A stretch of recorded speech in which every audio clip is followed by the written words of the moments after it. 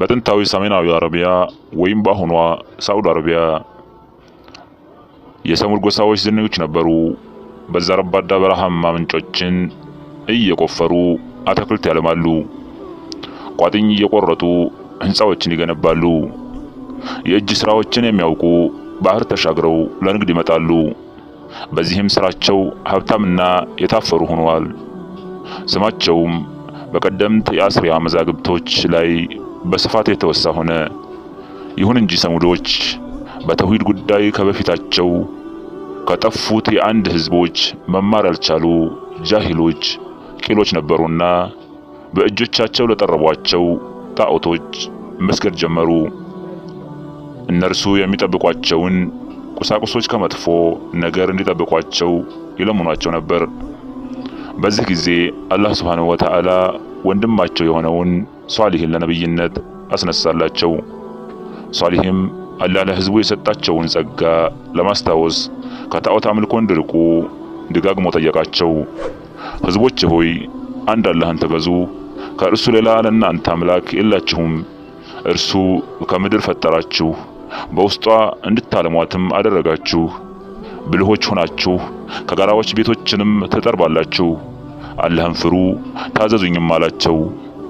የወሰን ኃላፊዎችን ትእዛዝ አትከተሉ፣ እነሱ ግን በእኛ ላይ አለቃ መሆን ካልፈለክ በቀር በዚህ እኛን ማዘዝ አትችልም አሉት። አላህ ከመካከላችን ለአንድ ሰው ብቻ እንዴት መልእክት ይወርዳል? እውነተኛ ከሆንክ ደግሞ ተአምር አሳየን አሉ። ሷሊህ ሆይ አንድ ቀን ለእነርሱ ደግሞ ሌላኛውን ቀን እንዲጠቀሙ ይህንን ትእዛዝ ከጣሱ ግን ቅጣት እንደሚጠብቃቸው አሳሰባቸው። እርሱም አለ ይህች ግመል ናት፣ ለእሷ የመጠጥ ፋንታ አላት፣ ለእናንተም የታወቀ ቀን የመጠጥ ፋንታ አላችሁ።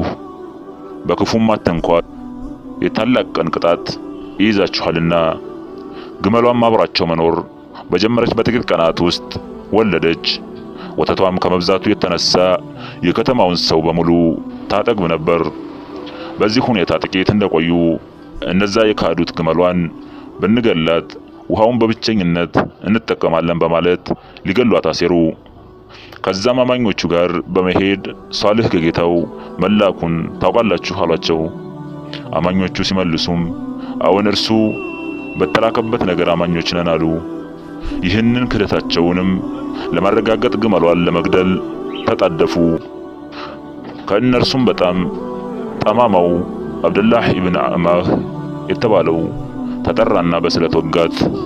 እርሷም መሬት ላይ ወደቀችና ሞተች። የግመሏ ልጅም የእናቱን መሞት ሲመለከት ወደ ቋጥኞ በመግባት ተሰወረ። ጓደኛቸውንም ጠሩ። ወዲያውም ሰይፉን ተቀበለ፣ ወጋትም። ወቅተውም ገደሏትም። ከዛም ወደ ሷሊህ በመሄድ እውነተኛ ከሆንክ በል ስታስፈራራን የነበረውን ቅጣት አሁን አምጣብን አሉ። ሷሊህም የአላህን ቅጣት ስለፈራላቸው እንዲህ አትበሉ፣ ይልቁንስ ቶሎ ወደ ጌታችሁ ተመለሱ አላቸው። ህዝቦች ሆይ ከመልካሙ በፊት በክፉ ቅጣትን አምጣብን በማለት ለምን ታስቸኩላላችሁ? ይታዘንላችሁ ዘንድ አላህን ምህረትን አትለምኑምን አላቸው። እነርሱም በአንተና በአንተም ጋር ባሉት ሰዎች ምክንያት ገደቢሶች ሆነናል በማለት አባረሩት። ከዛም ምሽት ላይ ሷሊህን እንደ ግመሏ ለመግደል ተቀጣጠሩበት። በከተማይቱም ውስጥ በምድር ውስጥ የሚያበላሹና የማያሳምሩ 9 ሰዎች ነበሩ። እርሱንና ቤተሰቦቹን ሌሊት ልንገድል ከዛም ለዘመዱ የቤተሰቦቹን ጥፋት መገደላቸውን አላየንም፣ እኛም እውነተኞች ነን ሊሉ በአላህ ተማማሉ። ሷሊህም አላህ አድማቸውን ባሳወቀው ጊዜ ለህዝቦቹ እንዲህ በማለት መልእክት አስተላለፈ። አላህ የ3 ቀን እድሜ እንደሰጣቸው በመንገር በዚች ቀን እንዲጣቀሙ ነገሯቸው። በመቀጠልም ሷሊህ በአገራችሁም 3 ቀናትን ብቻ ተጠቀሙ፣ ይህ የማይዋሽ ቀጠሮ ነው አላቸው።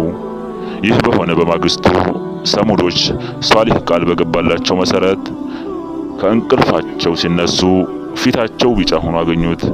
በሁለተኛው ቀን ፊታቸው ቀይ ሆነ። ከዛም በአራተኛው ቀን ከባድ ጩኸት ከሰማይ ወረደ። ጩኸቱም አደንቋሪ ስለነበር ሰውነታቸው ተፍረከረከ። ህንጻዎች በላያቸው ላይ ወደቁባቸው። በዛም ሁኔታ ላይ ሞቱ። እኛ በእርሱ ላይ አንዲትን ጩኸት ላክንባቸው። ወዲያውም ከብረት አጥር እንደተሰባበረ እርግፍጋፊ ሆኑ። በቤቶቻቸውም ውስጥ የተንበረከኩ ሆነው ሞተው አነጉ። በእርሷ ውስጥም እንዳልኖሩባት ሆኑ። ሷሊህም ህዝቡ መጥፋቱን ባየ ጊዜ እንዲህ አለ፣ ወገኖቼ ሆይ የጌታዬን መልእክት በእርግጥ አደረስኩላችሁ፣ ለእናንተም መከርኳችሁ፣ ግን መካሪዎችን አትወዱም።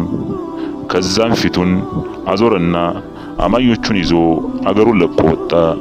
ክቡራን ተመልካቾቼ፣ ይህ በሆነ ከብዙ ዓመታት በኋላ ነብዩ አለይሂ ሰላቱ ወሰላም ለተቡክ ዘመቻ ሲጓዙ በሰሙክ ከተማ ደረሱ። ሰሃባዎችም ከጉድጓዶቹ ውሃ ቀዱና መተጣጠብ ጀመሩ። ነብዩ አለይሂ ሰላቱ ወሰላም በዚያው ሳሉ ስለ ሰሙዶች ወህይ ወረደላቸው። ከዛም ተነሱና ውሃውን ደፉት። ይህ የበደለኞች ሀገር ነውና መቀመጥ አይገባንም በማለት ሰሃቦቻቸውን ይዘው ሄዱ።